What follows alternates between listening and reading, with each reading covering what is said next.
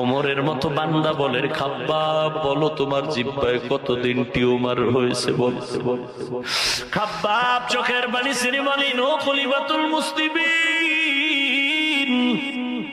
আল্লাহর শপথ জীবনে আমার কোনদিন জিহ্বার মধ্যে টিউমার হয়নি। তাহলে তোমার জিহ্বায় কেন গোশতের আলাদা পাত্তি টুকরা দেখা যায়? খাব্বাব চোখের পানি ছেড়ে বলেন, ওরে ওমর, রাসূলের হাতে কালেমা পড়ার অপরাধের কারণে আমার এলাকার বেঈমান কাফেরেরা আমার হাতে পায়ে রশি লাগায় পাহাড়ে নিয়ে গেছে। পাহাড়ের মধ্যে নিয়া আমার হাতে পায়ে রশি লাগাইয়া পাহাড়ের কাটা আইনা আইনা আমার জিহ্বা বের করে একবার ঢুকিয়েছে, আবার বের করেছে। আর বলেছে, খাব্বাব কালেমা ছেড়ে দিবি কিনা বল। আমি চোখের পানি ছেড়ে ছেড়ে কথা বলতে পারি না, দিলটা মাওলার দিকে ঘুরাই দিয়েছি। আর আল্লাহকে বলেছি, মালিক তুমি তো দেখতেছো আমি খাব্বাবের এই কষ্টের পেছনে কারণ আমি তোমার গোলাম হতে চাই, আজ আমার উপরে আযাব। ওমরের চোখের পানি পড়া শুরু হয়ে গেল। খাব্বাব বলেন, এখানে শেষ না, জামা উঠাইয়া পিঠ বের করে বলেন, দেখেন আমার পিঠের হালত।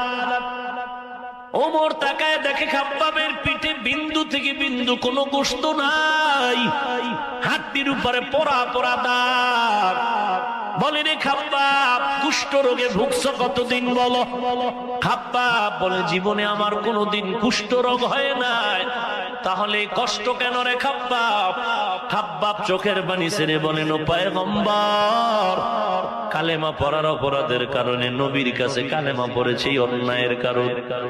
বেঈমান কাফেরেরা আমার হাতে পায়ে রশি লাগাইয়া ওই পাহাড়ের চেটিয়াল ময়দানে নিয়া জ্বলন্ত আগুন জ্বালাইয়া আগুনের কয়লার উপর আমি খাব্বাবের চিত ভাবে শোয়ে আমার উপরে বুকের উপরে পাড়া দিয়া এরপরে লাঠি দিয়ে আঘাত করেছে।